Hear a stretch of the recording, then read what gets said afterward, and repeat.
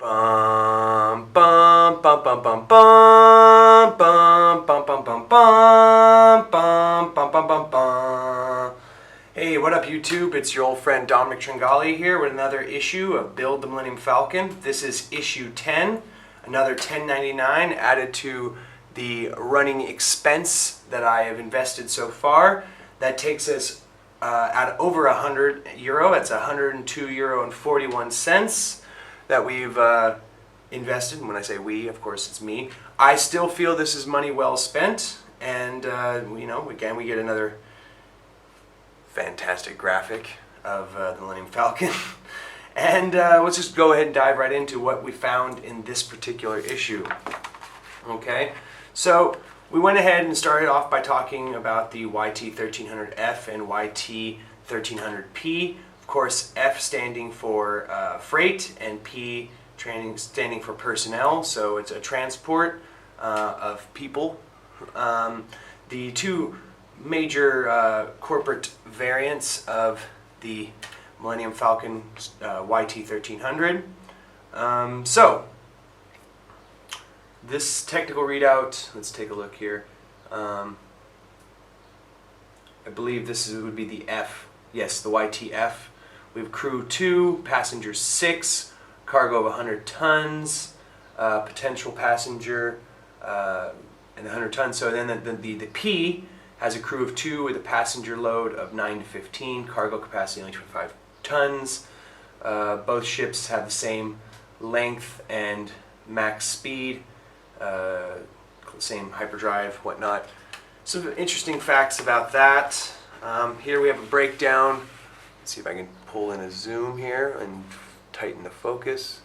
Alright, so kind of a breakdown of how those two vary from each other in regards to the layouts of the actual structure. Obviously this is the P down here because we have all these berths. Also escape pods, 2 6-man escape pods factor in there. Why the other one is just all cargo capacity, no escape pods. Or maybe, actually I think it has individual 1-man escape pods, not 6-man escape pods. So I always kind of find that ironic that the Millennium Falcon has no escape pod. They kind of eschewed that, got rid of that, didn't need it. Then we have this section on nav computers, talking about how in the Star Wars universe, how important nav computers are. In episode 4, A New Hope, Han Solo comments about it and needing to plot in a hyperspace route because you don't end up like materializing in a star or going through a star or a black hole or an asteroid field or anything. So nav computer is very important if you're going faster than the speed of light. Here they talk about the fastest vessel we have here on Earth. Well, I guess it's not on Earth, it's in deep space now, but the fastest man-made object we have, us Terrans, our terrestrial bodies. The Falcon's nav computer, talking about that, and the important role that it plays, and where you can find it actually in the cockpit.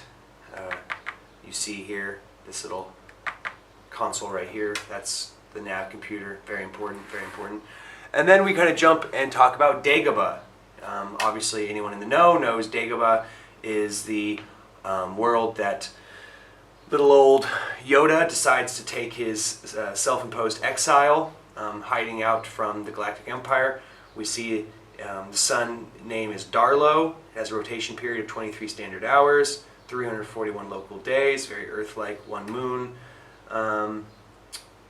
So yeah, it's in the Sluis sector, which I believe those are the guys who I always thought they looked very Italian, even though I'm Italian myself, so I'm just throwing that out there.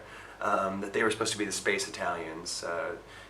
Lando Calrissian goes on his fateful run in the Falcon in the 3rd original trilogy film, Return of the Jedi, and destroys the Death Star from the interior, and I believe his co-pilot was a Solis, but don't quote me on that because I'm not the end-all be-all expert on these things. So obviously the most of Dagobah is swampland, has an oxygen mix, so I would assume so. Very terrestrial, boggy, swampy. They talk about some of the native flora and fauna, including this great graphic of this giant slug, which is probably, I guess, the most terrifying creature on the planet itself. And they have flying reptiles and knobby white spiders that live up in the trees. Very interesting stuff. Dagobah didn't ever seem to me to be a place I would want to spend any time whatsoever. It seems very dangerous, very ugly, desolate. I wonder honestly how Yoda felt about it. Maybe his homeworld is very similar to this, so it wasn't a big change of lifestyle for him. I don't know. We don't know a lot about Yoda's species. I believe in all the texts I've ever seen, his species is marked as unknown. Though I remember we did see at least one other of his species in the Episode 1 Phantom Menace movie. So I'm interested to see if we ever find any information about Yoda's species and what their deal is. Of course, the Cave of Evil, where Luke Skywalker fights his father and kind of discovers that he himself is becoming Darth Vader with his actions. Very, very sad stuff. Alright, so then we jump into this green section, Stage 10 Assembly, main hold details. So we're going to go ahead and jump right into that. So today we have bag number 10. Okay, let's pop that open and see what we get. Alright, so issue 10, we have a wall. Obviously that's going to go in the Millennium Falcon's main hold there, along with the other walls we've been working on. We get a number of connecting pieces, black screws, gold screws, connecting pieces, another piece of, I believe this is bottom hole framing. So for some reason we're now working on the bottom hole. I honestly don't understand that, why we would do the bottom before the top. Maybe there's a method to the madness. Here's a bag of framing pieces. This is all the bottom framing. So until we have an issue where it tells us to assemble those, we're going to go ahead and just put those to the side, put them with the other pieces we got in the last issue, along with this framing piece. This wall piece we'll put on just to have some place to put it for now. And these screws, until we use them, we'll actually just put with the rest. So we have a nice collection of pieces that need to be done in the future. So, last issue we received this piece right here, which I can only see from the instructions is going to go in this area right here. Let me pull the focus. Right here, that's where that will go when we're all said and done with it. So let's start taking the bag apart and see how the pieces come out. So that little bag contains 3 pieces. This frame piece here that goes in the wall itself. This piece right here, which goes inside and holds these little cushion pieces. So I'll have to clip all these out and glue them individually onto this. So let's go ahead and see how that all comes together. So we've trimmed these all out, and now we have 18 of these little cushions that will go inside this inner rim. And so I guess I just need to start going ahead and actually gluing them into place, and we'll see what we end up with. So I've put in 9 of these so far. So you just take one of these. I don't know if you can't really see shit. Alright, so you take one of these pieces, and there's a little gap in here. Just put a smallest little dab of glue and kind of press a little thumb pressure. It'll pop right into place and lock in. So I'm going to finish that up and I'll show you what the final product looks like. Alright, so I've added glue into all 18 of these and popped them all into place. This top one, the keystone one, it was a little bit of a pain. So I don't know if that was just me or if that's the overall design of it, but that's what the final product should look like. Alright, so let's move to the next step. So my construction instructions are telling me that I need to put this piece into the wall next. I don't like this flat matte gray, so I'm going to, so it matches with everything else in my main hold, I'm going to go ahead and give this a quick over with some paint to give it a little bit of weathering / embellishment, and I'll show you what that looks like in the end. While my paint is drying, I'm going to go ahead and put the framing piece into here that came with the last issue. So this will pop in like this.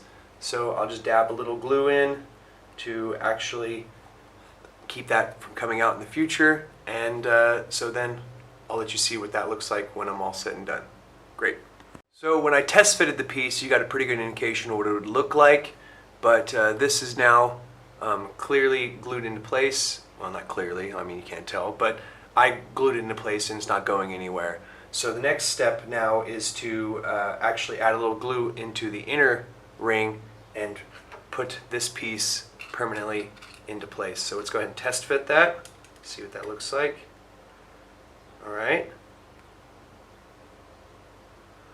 So let's go ahead and glue that into place, and then we can move to the next step. So I've glued that into place, so the next step is to just put in these two embellishment pieces, the one I painted and the one I didn't, and so we'll see what those look like.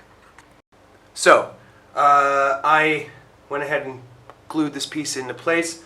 I'm actually going to dry brush it again.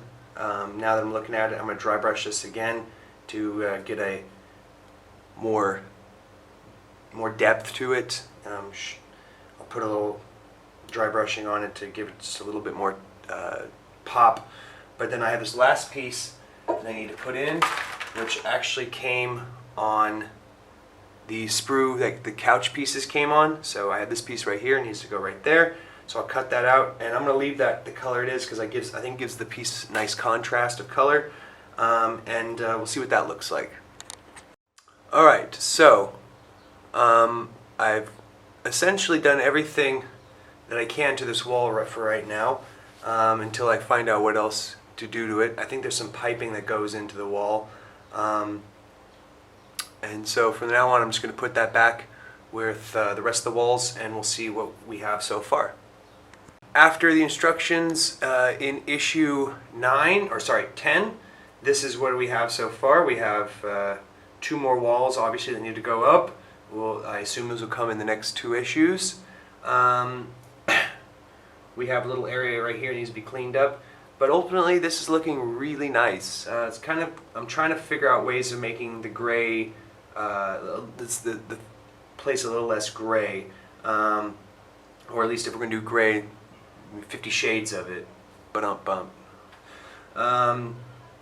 Yeah, I think it looks really nice actually overall. You can kind of start seeing the contrast and everything that I've done so far, and it's looking like a really nice piece.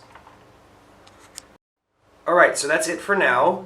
Next issue I'll be getting more hold walls, so one more wall like I had predicted. Some more framing pieces, so I assume in the near future with maybe issue 12 or 13 we'll actually be putting all these frame pieces together and putting some of the bottom frame together. A lot more screws and connector pieces, and I'm kind of curious how these rod pieces are going to work that I've been seeing. So this will be I'll have 3 at that point and figure out what the heck I'm supposed to do with them. So anyway guys, question for the day, what is your favorite Star Wars starship? Okay, it could be the X-Wing, the A-Wing, the TIE Fighter, the Millennium Falcon, Star Destroyer. I will put the Death Star in as a starship because it does have hyperdrive, even though it's technically a battle station.